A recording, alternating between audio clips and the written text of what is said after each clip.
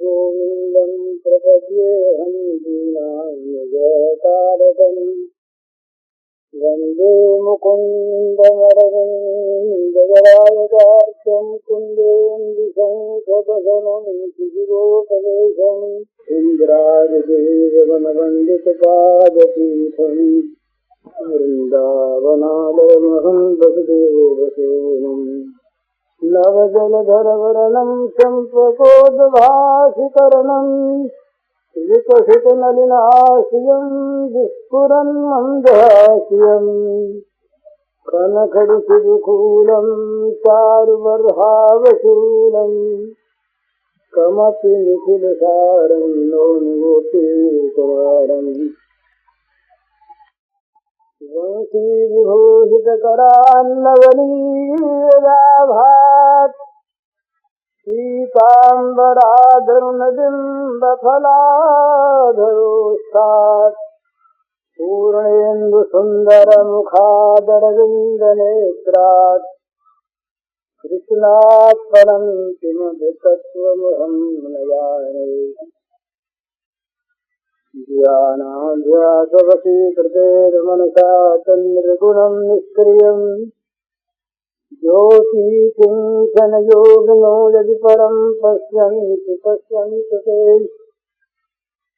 अस्माकं तु तदेव लोचनचमत्काराय भूयाचिरम् कालिन्दी पुलिनेषु यत्किमपि तन्नीलं मूढावति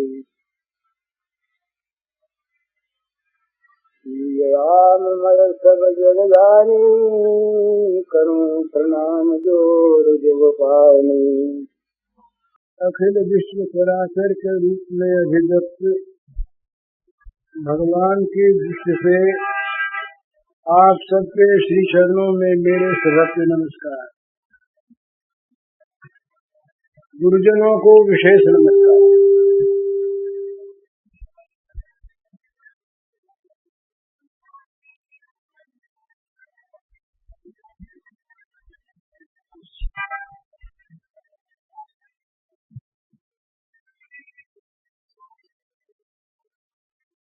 वहाँ बैठना होता तो सब लोग सुविधा से बैठते और मैं भी ठीक बैठता,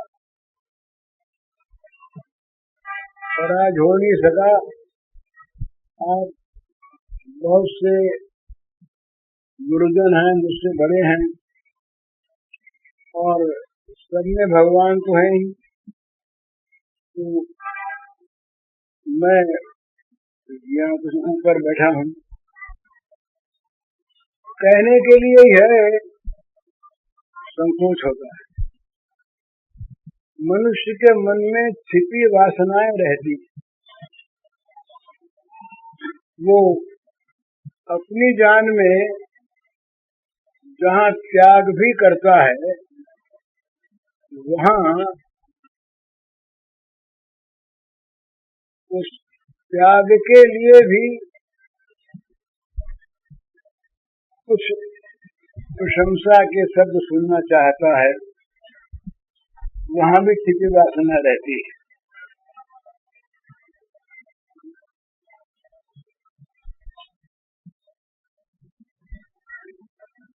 तो एक पुरानी कथा है, सच्ची घटना। एक महात्मा जंगल में रहा करते, साधु प्राय विरक्त होते। उस समय तो प्राचीन काल में तो सारे विश्व को ज्ञान दान देने वाले ब्राह्मण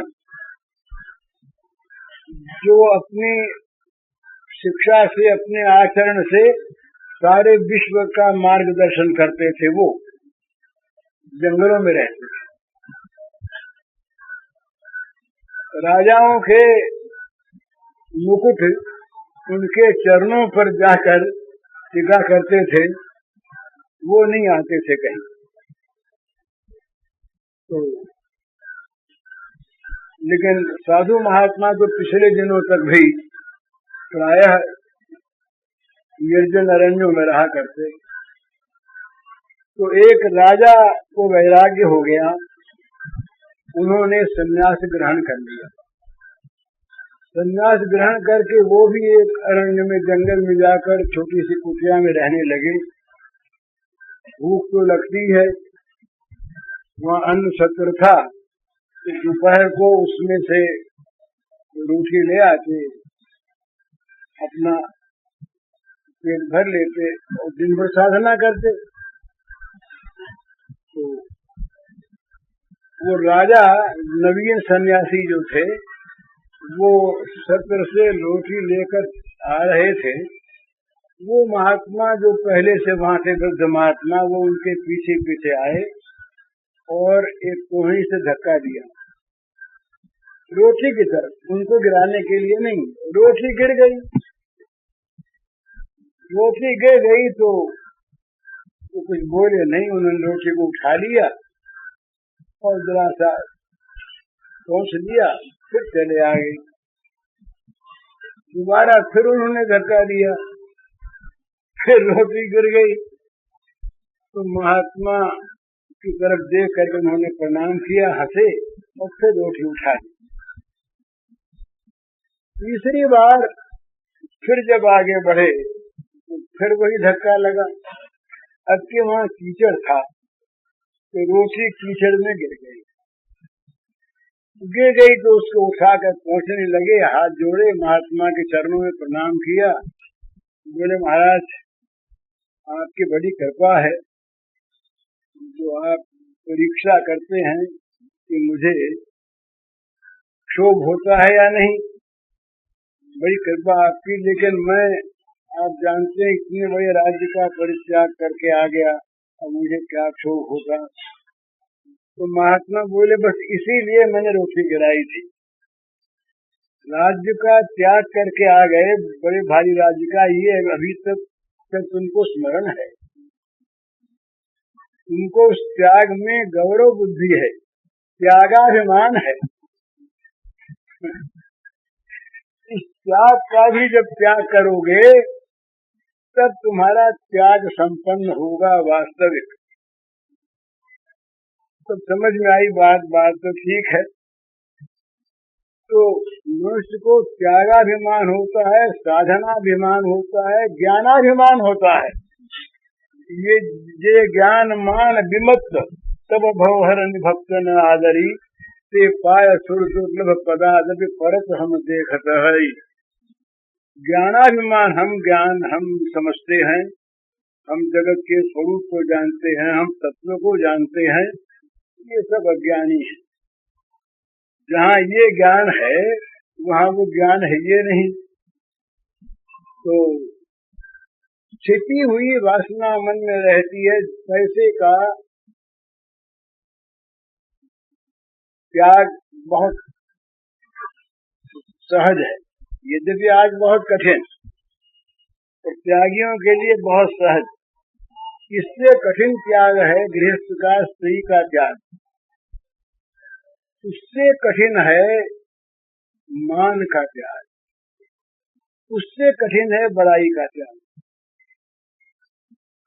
मान का त्याग करता है आदमी इसलिए भाई जूतों में बैठ गया जा करके, कोई मान नहीं। लोग कहेंगे देखो ये कितना मान रहित है, कितना मान का त्यागी है कि जूतों में बैठता है। लोग ये प्रशंसा करें। इस प्रकार की वासना मन में छिपी रहती है, पता नहीं लगता। ये प्रत्यक्ष स्थूल वासना तो है, इतिहास में हमारा नाम रहेगा। इतिहास में किसका नाम रहेगा? एक ज्ञानी पुरुष, एक भक्त पुरुष अगर ये मानता है कि मेरा नाम इतिहास में रहेगा, तो वो मैं कौन है? नाम रहेगा इतिहास में, उस नाम का भला, उस नाम वाले में आत्मा कौन था, क्या था, कहाँ था, इसको तो किसी को पता ही नहीं है। नाम वाले का नाम रहेगा, और नाम उपाधि है, कल्पना है। नाम आत्मा का असली स्वरूप है नहीं। तो जो नाम और रूप की पूजा चाहते हैं, नाम और रूप का नाम चाहते हैं, वे वास्तव में अज्ञान की घोषणा करते हैं कि हम अज्ञानी हैं। शरीर बना माँ के उदर में, पहले ये शरीर था नहीं और नष्ट हो जाएगा, मरने पर जला दिया गया, जानवर खा गए या गाड़ दिया गया तो कीड़े पड़ गए, यही तो होगा, कृमि भस्म विट। तो वो शरीर आत्मा नहीं, और नाम तो जन्म के बाद रखा जाता है, वो आत्मा नहीं। तो नाम और रूप इन्हीं का सम्मान होता है, इन्हीं की बड़ाई होती है, पर वो अज्ञान में फंसे हुए हम लोग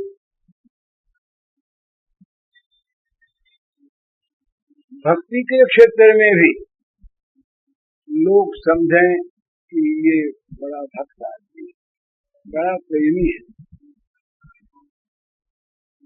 वो चाहे कहे नहीं, पर यदि उसको अपने ये बड़ाई के शब्द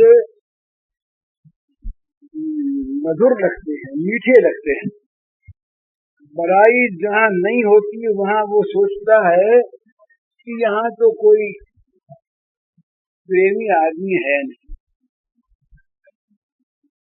चाहता बड़ाई।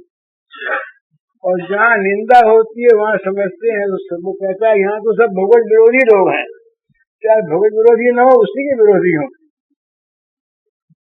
तो ये प्रत्यक्ष है कि वो अपनी प्रशंसा चाहता है, भक्ति के नाम पर भी, प्रेम के नाम पर भी, त्याग के नाम पर भी।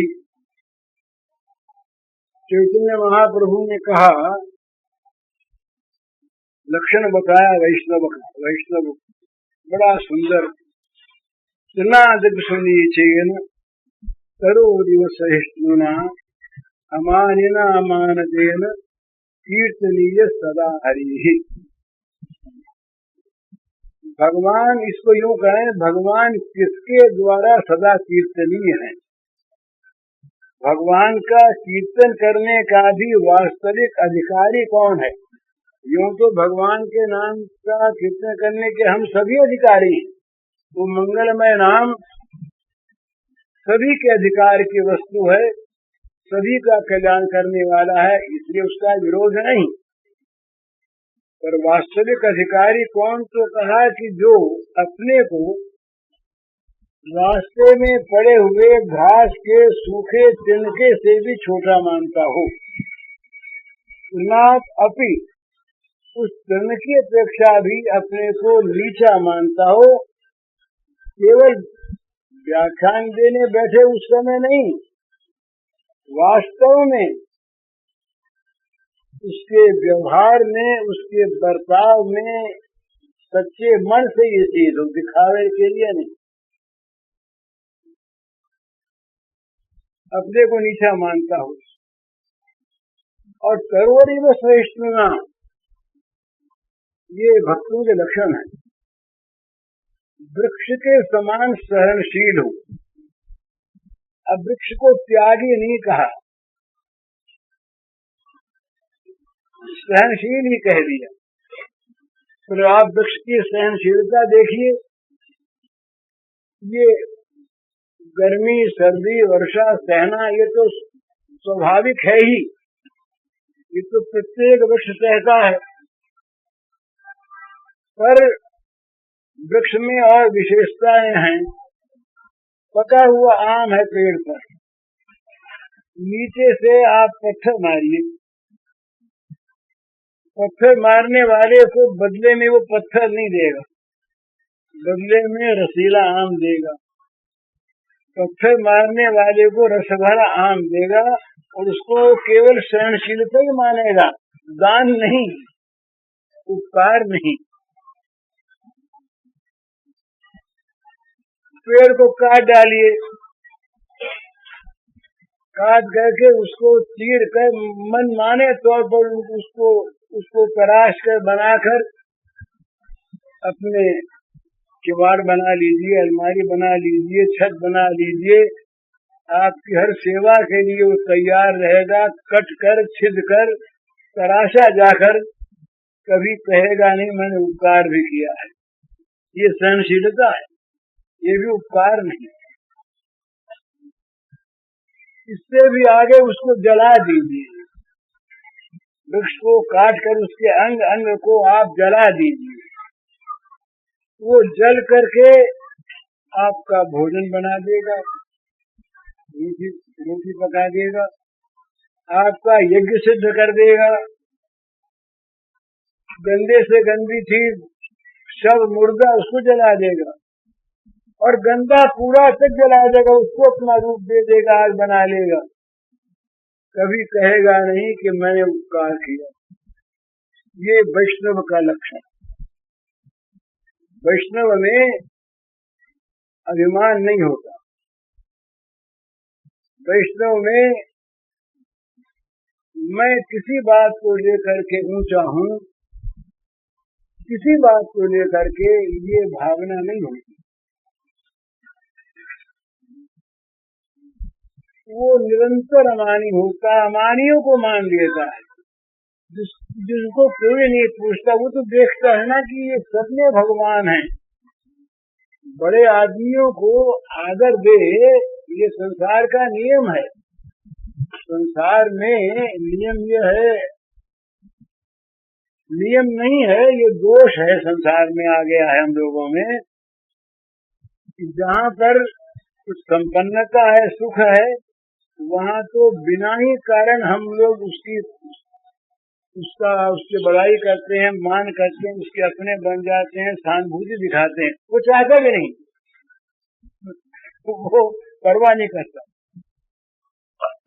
और जहाँ दुख है, पीड़ा है, यातना है, सहानुभूति की चाह है, उसकी तरफ हम देखना नहीं चाहते।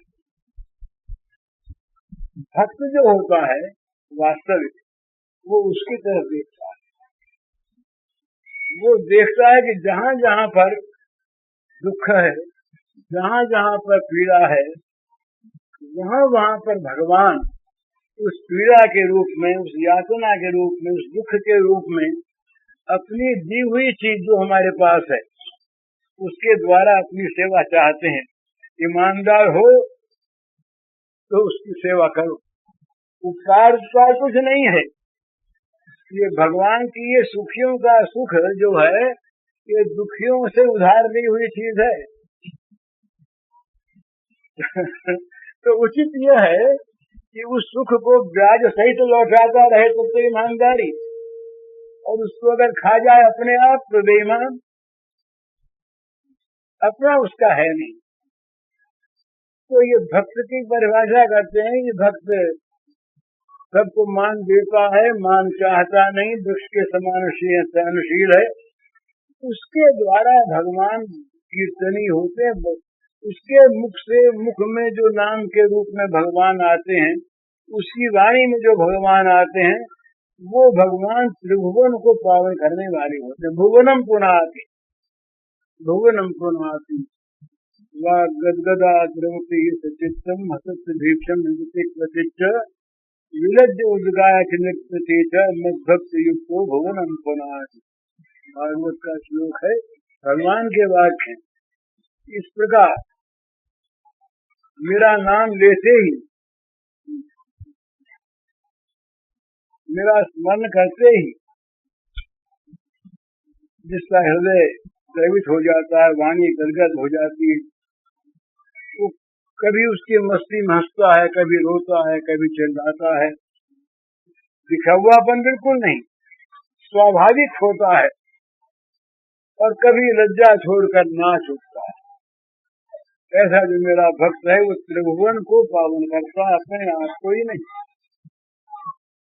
तो ये त्रिभुवन पावनी शक्ति उसमें आती है जो सब प्रकार की जगत की आशाओं को छोड़कर, जगत के इन मिथ्या सुखों में जो ठीक ठिकाने से मन में विरक्ति करके केवल और केवल भगवान के चरणों में अपने को समर्पण कर देता है। ये राधा भाव की बात, गोपी भाव की बात, पता नहीं क्या बात है। जब मैं इस पर सोचता हूँ तो मैं देखता हूँ कि न मालूम कितने दूर हम लोग हैं इससे। मैं तो अपनी बात कहता हूँ, इतनी दूर कि जिसकी दूरी की सीमा नहीं। उसके प्रेम के स्वरूप को जानना तो बड़ा कठिन है। ये कहना बड़ी मामूली बात है। भुक्ति मुक्ति स्पृहा यावत पिशाची हृदय वर्तते तावत प्रेम सुख से आता कथम भवेत। ये पद्म पुराण के वाक्य हैं, शिव पार्वती के संवाद में है। तो कहते हैं कि जहाँ तक भोग और मोक्ष की पिशाचिनी इच्छा हृदय में वर्तमान है, वहाँ तक प्रेम के अंकुर का उदय नहीं हो सकता। तो मोक्ष की बात तो अलग रही, क्यों तो हम लोग सारे मोक्ष के परित्यागी हैं। अरे मोक्ष तो छोड़िए, खाए मोक्ष को जाते ही नहीं, तो मोक्ष का परित्याग क्या करना, वो तो परित्याग किए हुए हैं। नहीं, केवल भोग की बात, मामूली भोगों के लिए, जरा सी इच्छित वस्तुओं की प्राप्ति के लिए, जरा सी अनुकूल परिस्थिति की प्राप्ति के लिए हम क्षुब्ध हो जाते हैं। भगवान तो कहते हैं, अपने प्यारे भक्त की परिभाषा करते हैं, यो न रिष्यति न द्वेष्टि न शोचति न कांक्षति शुभाशुभ परित्यागी भक्तिमान यस्य मे प्रियः। जो अनुकूल की प्राप्ति में हर्षित नहीं होता, प्रतिकूल के नाश में हर्षित नहीं होता, जो प्रतिकूल से द्वेष नहीं करता, जो अनुकूल की हानि से द्वेष नहीं करता, जो अनुकूल के चले जाने पर शोचन नहीं करता, प्रतिकूल के आने पर शोचन नहीं करता, जो अनुकूल के प्राप्त करने की इच्छा नहीं करता और प्रतिकूल के नष्ट होने की आकांक्षा नहीं करता। इस प्रकार जो शुभ और अशुभ इन दोनों का परित्यागी है, भगवान ने कहा कि वो मेरा प्रिय भक्त है, प्यारा भक्त है। भक्त तो बहुत, वो प्यारा भक्त है। तो क्यों ऐसा है? उसका मन, उसकी बुद्धि, उसकी वृत्तियां, उसके आचार विचार, तो सारे के सारे भगवान को समर्पित हो चुके। तदर्पित अखिलाचारिता तद विस्मरणे परम व्याकुलता यथा व्रज गोपिका नाम। ये नारद जी के सूत्र हैं कि ब्रज की गोपियों ने जिस प्रकार से अपनी अखिल आचारिता को लोक परलोक, भोग मोक्ष, त्याग वैराग्य, वो अगर कपड़ा भी पहनती हैं तो श्री कृष्ण के लिए, और कपड़े का त्याग भी करती है कृष्ण के लिए, तो भोजन करती भी है तो श्री कृष्ण के लिए, भोजन का त्याग करती कृष्ण के लिए, उनके अपने लिए कुछ नहीं। इस प्रकार जो अपने को सर्वथा विस्मृत करके सर्वथा सर्वदा वो प्रियतम सुखमय सुखैक जीवन जिसका हो जाता है, वो गोपी प्रेम की पाठशाला के कटहरे का पाठ सीखने का अधिकारी होता है। कटहरे का अरे नहीं तो आप समझिए, पद्म पुराण में कथा आती है, भगवान के सखा अर्जुन, निरंतर साथ रहने वाले, जिन अर्जुन के लिए भगवान ने गीतोपदेश किया, साफ शब्दों में किया, कहा कि तुम मेरे इष्ट हो, तुम मेरे प्रिय हो, इसलिए मैं तुमको अपना गुह्य रहस्य बतलाता हूँ। इष्टों से मैं दृढ़ मिठी तो वक्ष्यामि ते हितम वक्ष्यामि, तुम्हारे हित के लिए कहता हूँ। सर्व गुह्यतमम, वो भगवान अर्जुन को कभी ब्रज में नहीं लेगा। अर्जुन ने इच्छा की, अर्जुन ने इच्छा की, अर्जुन के मन में आया कि ये श्री कृष्ण शरणागति तक की बात हमें कह रहे, बड़ी ऊंची बात। शरणागति में भी सबसे ऊंची बात है सर्वधर्मान परित्यज्य माम एकम शरणं व्रज। सारे आश्रयों का सर्वथा परित्याग करके, सारे धर्मों का परित्याग करके जो एकमात्र मेरे आश्रय हो, तो मेरा आश्रय ले लेते हैं। माम एकम शरणं व्रज, आज्ञा करते कि तुम मेरे एक ही शरण आ जाओ, तो क्या होगा कि मैं तुम्हें सारे पापों से मुक्त कर दूंगा, तुम सोच न करो। अहं तो सर्व पापी भुक्तिश्चामि। यहाँ तो ये भी बड़ी गुप्त बात, गुह्यतम बात। ये गुह्यतम बात जिस अर्जुन से भगवान ने बताई, उस अर्जुन से भगवान ने न तो गोपियों का रहस्य बताया और न कभी उस क्षेत्र में ले गए।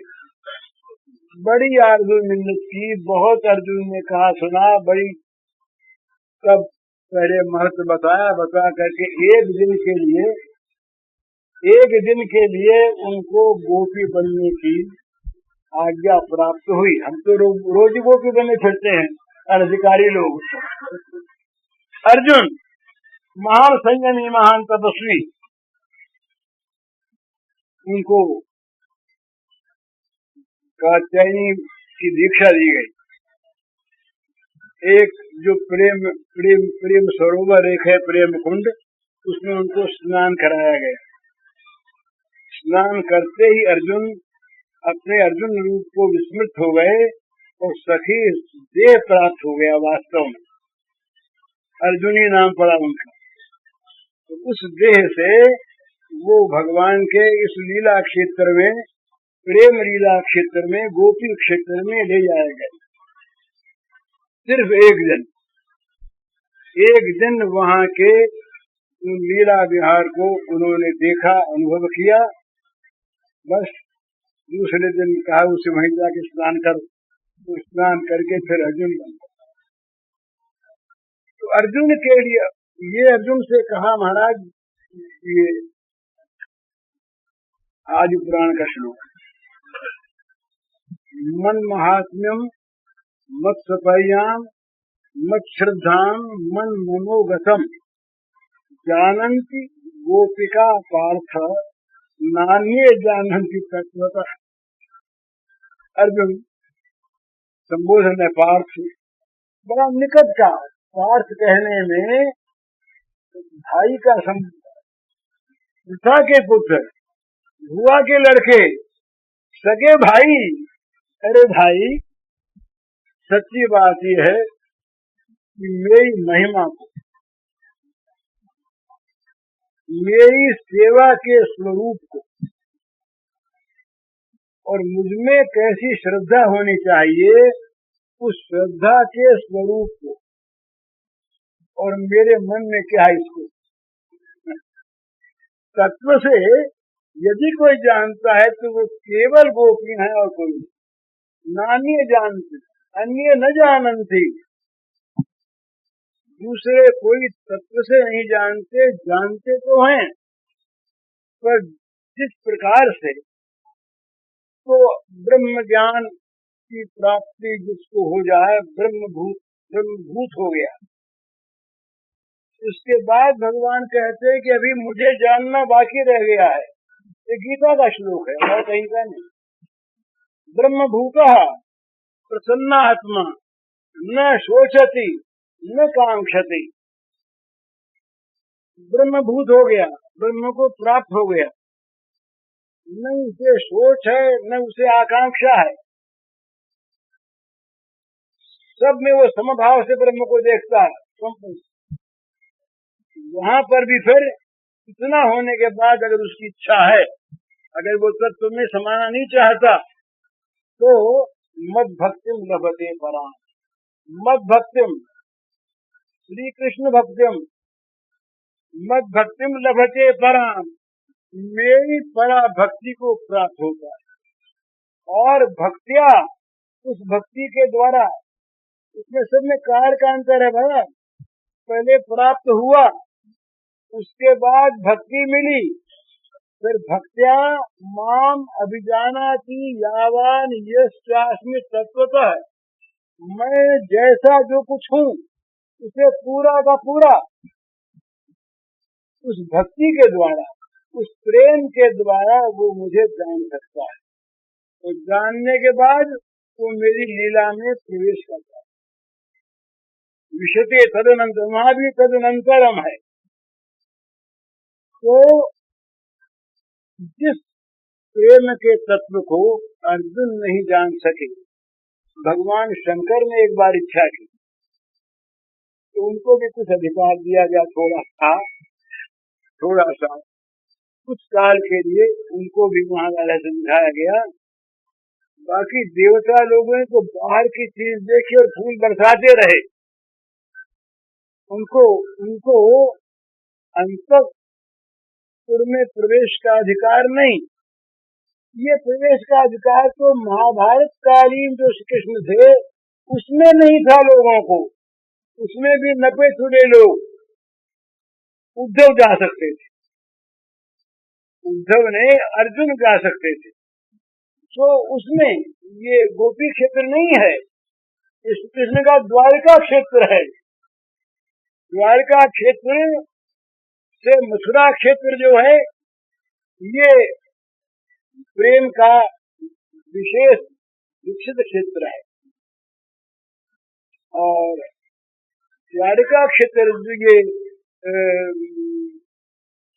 मथुरा के जो वृंदावन है ये सर्वोच्च क्षेत्र है, तब इसमें पूर्ण विकास है। इसका अर्थ ये नहीं कि भगवान तीन हैं या भगवान में कोई कमी बेसी है।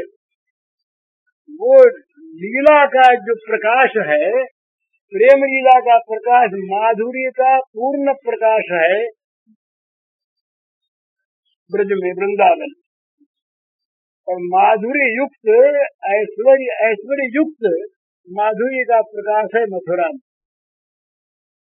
और माधुर्य ऐश्वर्य मिश्रित प्रकाश है ये द्वारिका में। तो ये मथुरा के ये जो ब्रज के रति है इसको समर्था रति कहते हैं, सर्व समर्थ रति है। तो वहाँ द्वारका के जो श्री कृष्ण है, ये उद्योग पर्व की कथा है। ये जब संजय आए हैं यहाँ, संजय देख करके लौटे धृतराष्ट्र के पास। संजय ने धृतराष्ट्र से एकांत में कहा कि महाराज एक बात मैं आपसे कहना चाहता हूँ, बुरी न लगे। कहा भाई कहो। तो कहा कौरव जीतेंगे। क्यों नहीं जीतेंगे? बल की बात नहीं कही वहां पर, कौरवों में बल कम है या पांडवों में ज्यादा, ये बात नहीं कही। बोले मैं एक दृश्य देख करके आया,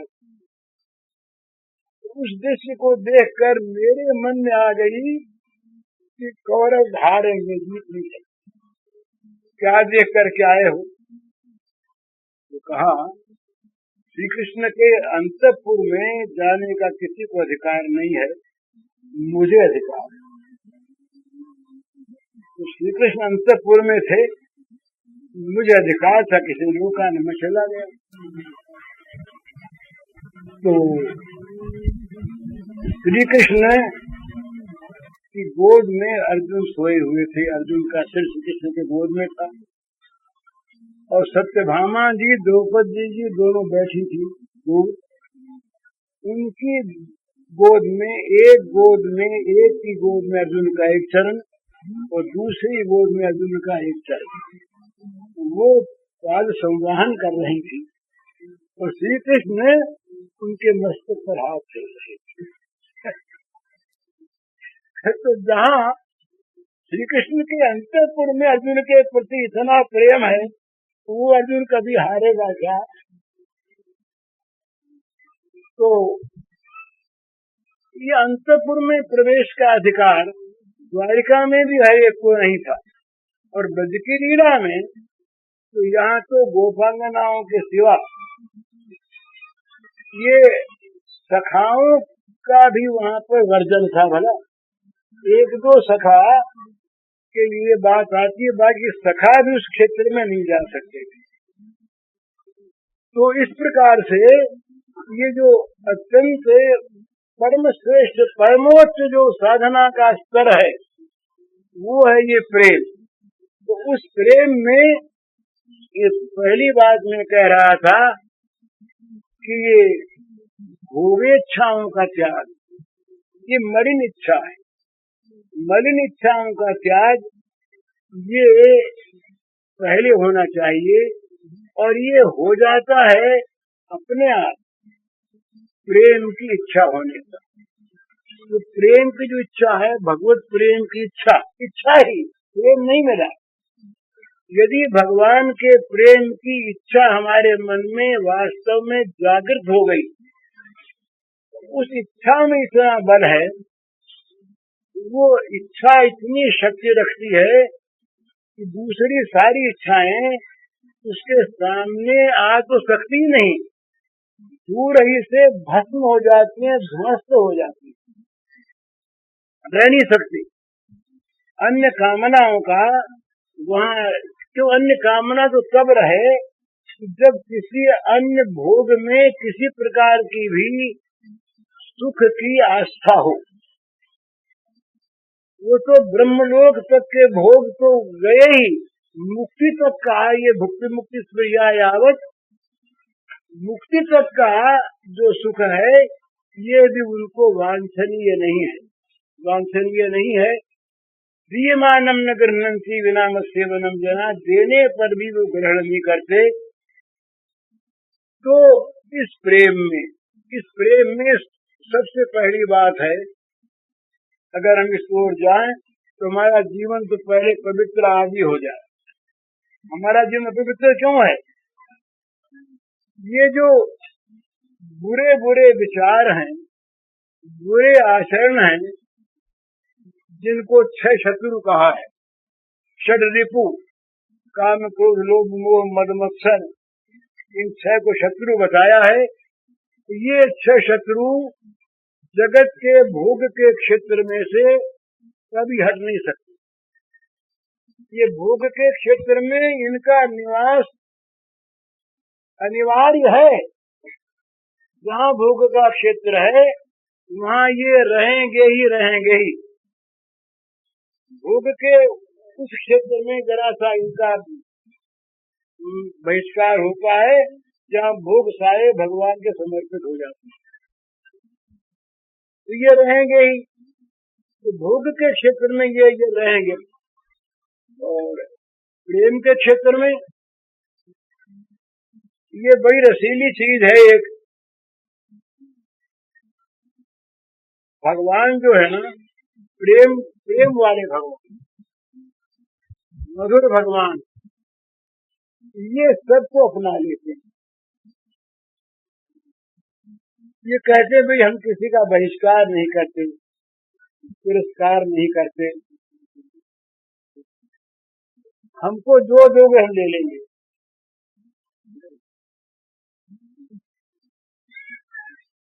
और क्षेत्रों में नहीं है। तो इसका रहस्य क्या है? काम कहते हैं कामना को, जगत की सारी कामना छूट जाए और भगवान के प्रेम की कामना उत्तरोत्तर बढ़ती रहे, इस काम का नाश कौन चाहेगा? ये काम बढ़े उत्तरोत्तर, ये सब जगह संतोष करना चाहिए। पर भगवत प्रेम और भगवत भजन में के संतोष हो जाए तो पाप छा गया, वहाँ संतोष है ही नहीं। इसीलिए वहाँ कहा कि प्रतिक्षण वर्धमानम, प्रेम क्षण क्षण में बढ़ता है। क्यों बढ़ता है? उसको ये दिखता है कि है ही नहीं, प्रेम है ही नहीं, तो कुछ मिले। प्रेमी कभी नहीं मानता कि मेरे में प्रेम है। प्रेम का कहीं अंत नहीं होता, प्रेम निरंतर बढ़ता रहता है, ये नियम है। ज्ञान के बाद कुछ प्राप्त करना रहता नहीं, और प्रेम में प्राप्त करना कभी चुकता नहीं। वहाँ तो रोज नया चाहिए, रोज नया चाहिए, और रोज वो नए नए तैयार। यहाँ नित्य नव प्रेम, वहाँ नित्य नव सौंदर्य, यहाँ नित्य नव आकांक्षा, वहाँ नित्य नव माधुर्य, यहाँ नित्य नव विलास, वहाँ नित्य नव विलास लीला। तो वहाँ पर दोनों में बहुत लगी रहती है। तो कामना करो, बड़ी अच्छी कामना, भगवान के प्रेम की कामना करो। भगवत प्रेम के विरोधी जो कुछ भी अपने अंदर भाव हैं, उन पर भाव क्रोध करो, उन सब का नाश करना चाहो, वो सबका खून कर देंगे, सबकी हत्या कर देंगे। जो भी भगवत विरोधी भाव हमारे जीवन में एक नहीं रहने देंगे। इतना क्रोध करो उनको सहो मत, उन पर क्षमा मत करो। जो आदमी अपने दोषों पर क्षमा करता है, वो आदमी पापों को आश्रय देता है। क्षमा मत करो, क्रोध करो, और भजन का, प्रेम का लोभ करो। जितना हो उतने अच्छा, कमी हुआ है और मिले और मिले और मिले। राधा कहती हैं कि एक एक जीव से क्या उनके नाम का आनंद लें, कि करोड़ जीव होती तो कुछ स्वाद आता, कुछ स्वाद आता। एक जीवा से क्या स्वाद आवे। तो लोभ करो, बड़ा अच्छा। मोह करो, संसार का सारा मोह छूट जाए, पर भगवान में इतना मोह हो जाए कि किसी प्रकार से किसी अवस्था में भी उसका त्याग करने में समर्थ ही न हो। ज्ञान भी उस मोह को नहीं हटा सके, तो भी उस मोह को नहीं हटा सके। इतना मोह करो और मद करो। हम उनके दास हैं, वो हमारे स्वामी हैं, ये करने में कोई आपत्ति नहीं। और लीला में मत्सरता का दोष नहीं है। एक दूसरे से आगे बढ़ो, खूब गिराओ मत, किसी को देख के जलो मत, तो रूप बदल जाएगा। तो ये 6 रिपु हैं, ये 6 मित्र हो जाएंगे इसमें साथ। इस साधना में जहाँ लगे, प्रेम की साधना में, तो छोड़ना नहीं पड़ेगा। केवल विषय बदलना है, भोग की जगह भगवान को बढ़ा देना, इतना ही।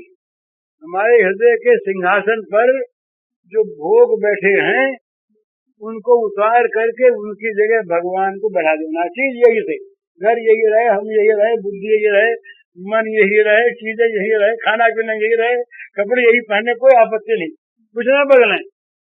बस खाली उपास्य को बदल दें, साध्य को बदल दें, सेव्य को बदल दें, फिर काम हो जाएगा। तो जहाँ भगवान में आसक्ति है, उसका नाम प्रेम है। भगवान में आसक्ति का नाम प्रेम, आसक्ति का त्याग नहीं। भगवान में खूब राग करो। तो जहाँ भोग में राग है, उसका नाम आसक्ति है, वो दोष की चीज है। भोग के राग का त्याग, भगवान के राग का ग्रहण नहीं, संवर्धन। नित्य नहीं वो राग की वृत्ति बढ़ती रहे भगवान में, तो ये पवित्रता क्यों नहीं आती हमारे अंदर? ये काम कालुष्य, ये हमारे अंदर अंधकार ये बना हुआ क्यों है? इसीलिए है, सच्ची बात है कि हम भोग का स्थान भगवान को देना चाहते नहीं। कहीं बहुत चाहते हैं, तो यहाँ तक तो आ जाते हैं कभी कभी। भोग तो सिंहासन पर रहेगा ही, आप भी आके बैठ जाओ, भोग के बगल में आप भी बैठ जाओ, दोनों साथ साथ रहो, भोग भी रहे, भगवान भी रहे। तो भगवान बोलते नहीं, हंसते हैं। भोला है बेचारा, मूर्ख है। भोग का विरोध नहीं, पर भगवान के आसन पर भोग कैसे बैठे? भगवान के चरण में बैठ जाए भोग, कोई आपत्ति नहीं। भगवान की सेवा में भोग रहे, कोई आपत्ति की बात नहीं। पर भगवान के आसन को छेक करके भोग बैठे, वहाँ पर भोग के बगल में भगवान आके बैठ जाए, ये संभव नहीं। क्यों संभव नहीं? वो तो मूर्खता से समझता नहीं, कहता दोनों रह जाए। अरे भगवान के सामने भोग की आसक्ति रह नहीं सकती। जहाँ काम तहाँ राम नहीं, जहाँ राम नहीं काम, तुलसी कभी रही सके रवि रजनी कठाम। कोई ये कहे कि सूर्य भगवान आप तो उदय हो जाओ, पर रात बनी रहे। सूरज कहेगा भी हम तो उदय हो जाएं, तो तुम्हारी रात रहेगी नहीं हमारे उदय होने पर। तो पहले सोचो इस बात को। नहीं, रात भी रहे, रात भी रहो, करते रहोगे, कहते रहो ऐसा। रात रहेगी तो सूर्य उदय नहीं है, सूर्य उदय हो गया तो रात नहीं है। तो जहाँ भगवान में आसक्ति हो गई वहाँ भोगासक्ति रहेगी नहीं, अपने आप चली जाए। भोगासक्ति, भोग प्रेम, भोगराग ये रह नहीं सकता भगवान भगवत प्रेम के क्षेत्र में, ये रह नहीं सकता। अंधकार मर जाता है प्रकाश के आते ही, छिपता उगता नहीं, मर ही जाता, वहां ढूंढे नहीं मिलता, वहां ढूंढे नहीं मिलता। तो इसी प्रकार से ये तो हमारे मन में सबसे पहले होना चाहिए, ये भगवान के प्रेम को प्राप्त करने की इच्छा होनी चाहिए। इतना काम हम करें। इच्छा होने के बाद फिर क्या करें? इच्छा पूर्ति का काम भगवान को सौंप दो, उनकी कृपा को सौंप दो, अपने से नहीं होता। भगवान एक बात चाहते हैं कि हम इच्छा करें, दूसरी बात ये चाहते हैं कोई हम पर निर्भर तो करे। अरे हमको छोड़े तो कोई, छोड़ते नहीं हम भगवान का भजन करते हुए भी। कोई 5-6 साल पहले की बात है, कई बार सुना, एक इसी कुरली में एक बड़े अधिकारी थे, कोई सरकारी अधिकारी, नाम नहीं बताऊंगा, बड़े सरल हृदय के बड़े साधु पुरुष, अच्छे पुरुष आए थे मेरे पास। तो कोई उनका प्रॉब्लम था, तो मैंने कहा कि आप भगवान को छोड़ दीजिए, ऐसे ही कह दिया। तो बड़ी साधुता से, सरलता से उन्होंने हंसते हुए कहा, भाई जी ये कह तो दिया आपने, तो बात तो ठीक है, तो उन पर छोड़ दें तो वो कहीं अपने मन की कर दे, हमारे मन की न करे तो। हम तो भगवान को छोड़ना चाहते हैं, पर भगवान करे हमारे मन की, तब तो भगवान को छोड़ दे। तो ये हम शर्त रखते हैं, जहाँ जहाँ पर हम भगवान को भजते हैं वहाँ पर चाहे कहें नहीं मुंह से, हम शर्त रखते हैं कि हमारी कामना, आप शक्तिमान हो और हम आपके भक्त हैं, आप सब कुछ करने में समर्थ हैं और हम दीन हैं, तो हमारी ये कामना आप पूर्ण कर दे। कहीं कामना का भी रूप वो बनावे, ये स्वीकार नहीं। योजना हमारी पूर्ति करने वाले वो, योजना वो नहीं बना सकते। योजना में कहीं अपने मन के बना दे और हमारे विपरीत हो जाए तो हम तो मारे गए ना। तो भगवान की शक्ति पर तो कहीं विश्वास थोड़ा बहुत है, पर उनकी बुद्धि पर विश्वास नहीं है, उनके सौभाग्य पर विश्वास नहीं है कि वो मंगल ही करेंगे और मंगल कर नहीं सकते, इस पर यकीन नहीं होगा।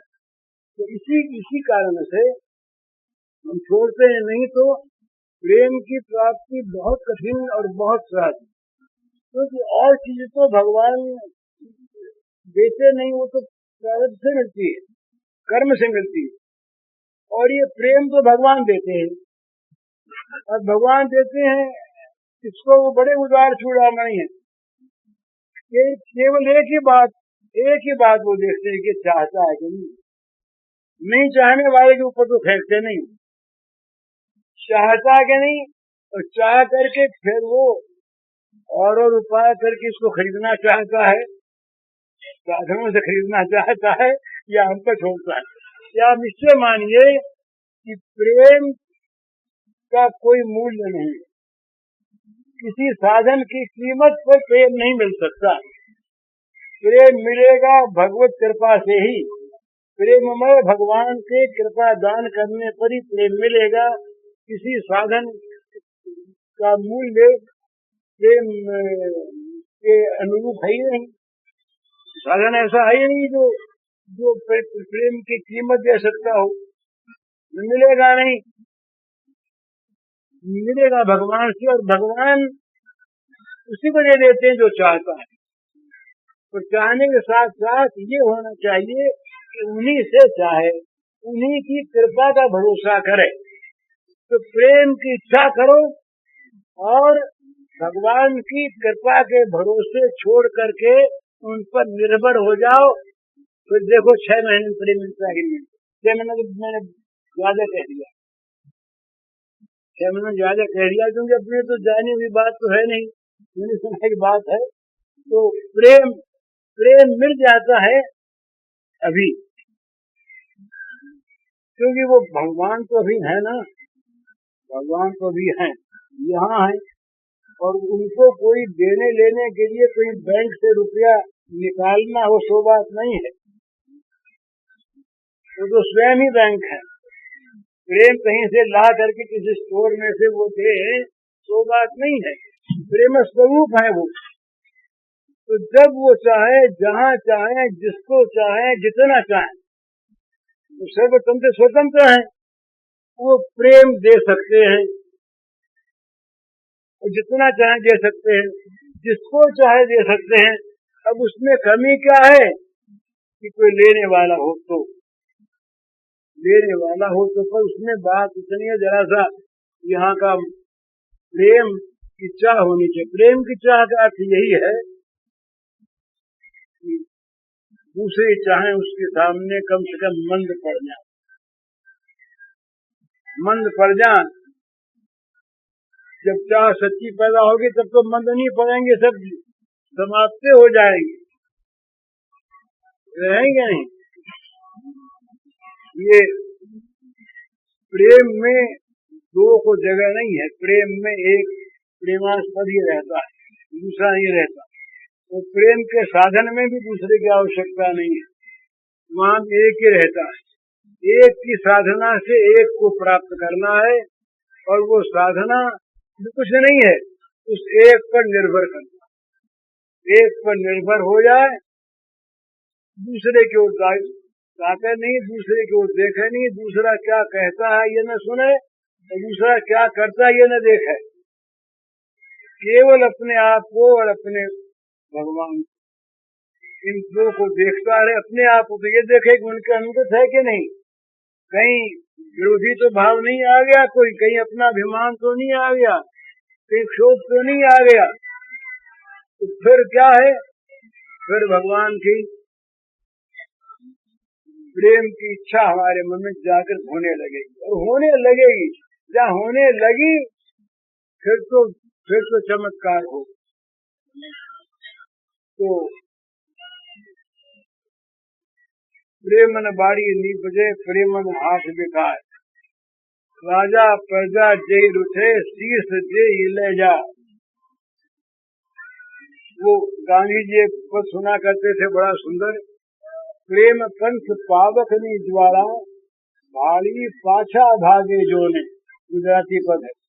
प्रेम पंथ पावकनी ज्वाला, भाड़ी पाछा भागे जोने, माई पड़या ते महारस माने, देखनारा गाधे जोने।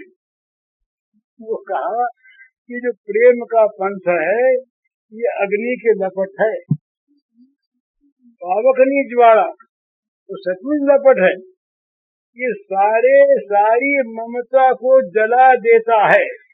ये पथ ही प्रेम के पथ पर आए तो जगत की सारी ममता, ये तो नहीं कहना चाहिए कि ममता के पदार्थ जल जाएंगे, तो वो जल गए अपने आप, उनमें ममता नहीं रही।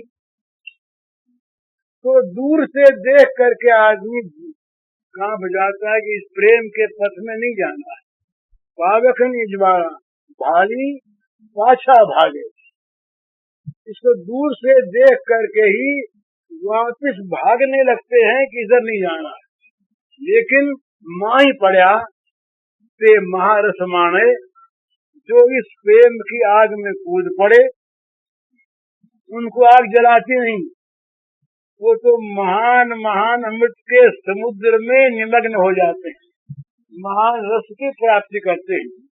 लेकिन देखना रहा साझे, जो दूर से देखते हैं वो जलते रहते हैं, दूर से देखने वाले तो जलते रहते हैं, और जो इस अग्नि में अंदर प्रवेश कर जाते हैं, माही पड़ा जो अंदर गिर जाते हैं, वो महारस, महान रस, अमृत रस, प्रेम सुधा रस, अत्यंत शीतल, अत्यंत मधुर, उसका पान करते रहते हैं, उसमें निमग्न हो जाते हैं। तो एक बार इसमें डर लगता जरूर है पर इस डर को मन में संभाल लेना पड़ेगा कि इस डर से डरना नहीं है।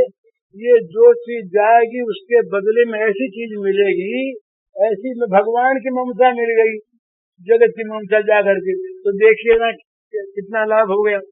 अरे भगवान हमारे जगत का सारा ऐश्वर्य, जगत का सारा भोग ये भगवान के संकल्प में भी नहीं है, संकल्प मात्र का अंश मात्र में है। इस सारे भोग के स्वामी, सारे ऐश्वर्य के मालिक वो हमारे हो गए, तो क्या मिलना बाकी रह गया?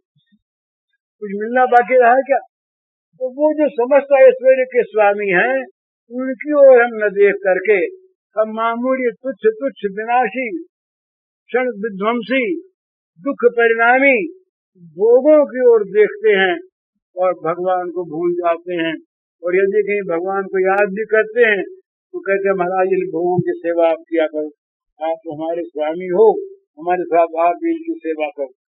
तो भगवान को भोगों की सेवा में लगाना चाहते हैं, भगवान बेचारे कुछ कहते नहीं, हंसते हैं, हंसते हैं कि अच्छा अभी तुम मूर्ख हो, तो कुछ और भोगो, जब बात समझ में आएगी तो समझोगे कि ये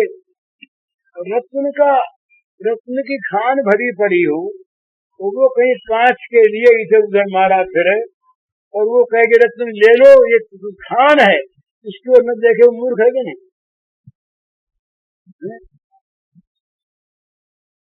इसी प्रकार अमृत को छोड़ करके जो जहर को लेना चाहे वो मूर्ख है कि नहीं? तो हम लोगों की ये दशा हो रही है, अमृत को छोड़कर हम जहर लेने जा रहे हैं, रत्न को छोड़कर, हीरे को छोड़कर हम कांच के पीछे उन्मत्त हो रहे हैं। तो यही समझ आनी चाहिए सत्संग के द्वारा, और यही समझ आनी चाहिए कि राधाष्टमी उत्सव के द्वारा। और उसमें दिक्कत यही है कि उत्सव करने वाले में न कोई ऐसा है और आप लोगों में कोई हो तो वो अपने को बताता नहीं, तो अभी क्या करें बताइए? हमको देख करके आपके मन में आवे ऐसे तो हम नहीं, और आप में कोई ऐसे हो वो अपने को बताने से बताते नहीं। तो हम राधा रानी से प्रार्थना करें और क्या उपाय करें कि आप दयामयी हो। हम नीच हैं, दीन हैं, मलिन हैं, कुलांगार हैं, सब तरह से पतित हैं, आप दया करो, आप दया करके किसी प्रकार से हमें आप रास्ते पर लाओ। आपकी दया के बिना हमारे पास कोई उपाय, तो कम से कम 2-3 दिन यहाँ रहें तो प्रार्थना करते हैं, राधा रानी से प्रार्थना करते रहें कि वो प्रेम दे, अपनी वो प्रेम दे, बार बार इसको क्या कहते हैं, बार बार प्रार्थना करें तो प्रार्थना वो सुनती हैं। प्रार्थना में इतनी बात है कि वो मुश्किल इतनी है कि वो हमारे छल में नहीं आती, इतनी बात वो हमारे अंतर को देख पाती है। हम कभी अंतर को देखना भूल जाएं तो वो अंतर को देखने में भूल नहीं करती। जहाँ अंतर की प्रार्थना हुई बस सुन ली तो काम हो गया। तो अंतर की प्रार्थना कैसे करें? अरे करते रहे, बार की करते रहे, करते करते करते एक खान है, उसमें कांच भी भरे हैं, हीरे भी भरे हैं, निकालते रहो, परखते रहो, कोई हीरा आ गया तो काम बन गया। तो अभी कांच मिल रहा है, इसलिए निकालना छोड़ो मत, कांच तो है ही और हीरा भी है, कोई हीरा आ गया तो काम बन जाए। तो झूठी प्रार्थना करते रहे, नकली प्रार्थना करते रहे, नकली भजन नहीं करते रहे, नकली कहीं असर हो गया तो वो तो असर हुआ कि काम बना, हीरा प्राप्त हुआ कि हम धनी हुए और हीरा है उसमें। तो बस किसी तरह से प्रार्थना करते रहे भगवान की, करते करते राधा रानी की, राधा माधव की। श्री कृष्ण को प्रसन्न करना हो तो राधा जी को प्रसन्न करना, वो अपने आप प्रसन्न हो जाएंगे, अपने आप प्रसन्न हो जाएंगे। और राधा से कहेंगे हम क्या करें, तो वो कहेंगे हमारे प्राणनाथ को भजो, हमारे प्राणनाथ को भजो, वो ये कहेंगी। वो दोनों एक ही तो हैं, वो उनका नाम लेते, वो दोनों एक ही। तो बस लग जाएंगे हरिओम बस।